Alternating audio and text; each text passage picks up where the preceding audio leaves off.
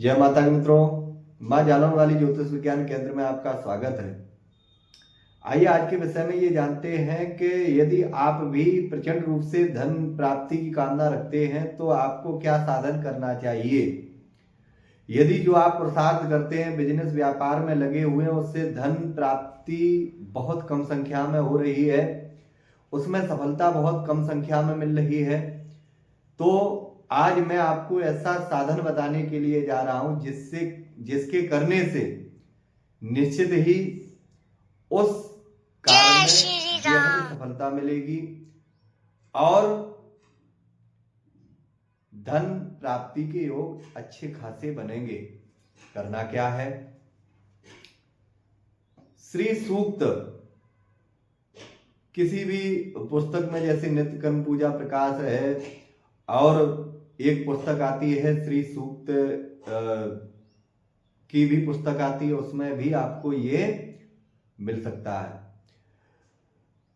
करना क्या है? आपको शुक्रवार वाले दिन माता लक्ष्मी की प्रतिमा का आवाहन करना है या जो आपका इष्ट है उसकी आराधना करके इसके बाद में माँ लक्ष्मी का विग्रह रखते हुए पूजन करते हुए लाल आसन पर बैठना है और श्री सूक्त का पाठ आपको शुक्रवार से प्रारंभ कर देना है।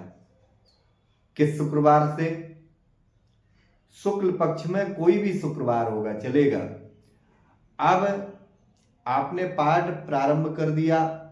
वैसे बहुत से लोगों का ये मत है कि अगर टाइम नहीं है, समय नहीं है, तो एक शुक्रवार के शुक्रवार ही यदि आप श्री सूक्त का पाठ करेंगे तो उसमें अच्छी खासी सफलता मिलेगी। लेकिन ये बात ज्यादा प्रमाणित नहीं है।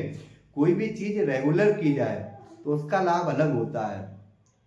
आप नित्य श्री सूक्त का पाठ करिए और यदि संभव हो सके, वैसे तो एक करना ही है यदि आपको प्रचंड रूप से धन प्राप्ति की कामना है, यदि संभव हो सके तो 3 पाठ नित्य संपुटित कर देने हैं। संपुटित पाठ क्या है? श्री सूक्त की एक पुस्तक आती है, उसी में आपको संपुटित पाठ का विधान मिलेगा। कहीं से भी आप ले सकते हैं उसको और श्री सूक्त का पाठ प्रारंभ कर दें। निश्चित ही जो कार्य आप करेंगे उस कार्य में बेहद धन प्राप्ति का योग बनेगा, जो आपके लिए इस साधन से सफल ही सिद्ध हो जाएगा। अब आप कहेंगे कि क्या ये अतिशीघ्र लाभ देने लगेगा? देखिए, कोई भी वैदिक चीज होती है तो उसमें प्रचंड रूप से लाभ मिलता है। कब मिलता है? इतनी जल्दी? आप जैसे कि मान के चलो दूध पियो, दूध आपको कब तक लाभ देगा? जब आप रेगुलर पीते रहेंगे। उसका जब एनर्जी शरीर के अंदर जाएगी तब जाकर के उसका जो है असर समझ में आपको आएगा। ऐसे ही जो वैदिक विधान है, वैदिक विधान का तत्काल लाभ नहीं मिलता है। आप निरंतर करते रहिए, कुछ समय बाद आपको यकायक इसके लाभ समझ में आने लगेंगे और धन से जुड़ी समस्याएं आपकी दूर होने लगेंगी।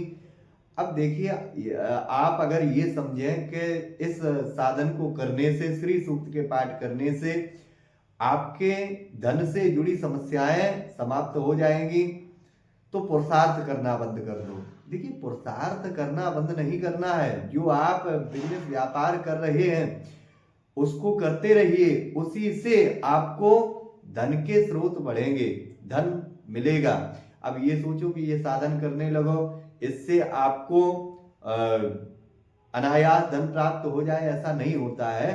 आप अपने बिजनेस व्यापार को बढ़ाइए और ये साधन करते रहिए जिसमें आपको कम धन प्राप्ति, कम पैसों की अर्निंग होती होगी। इस साधन के करने से आपको बेहद ज्यादा धन प्राप्ति होगी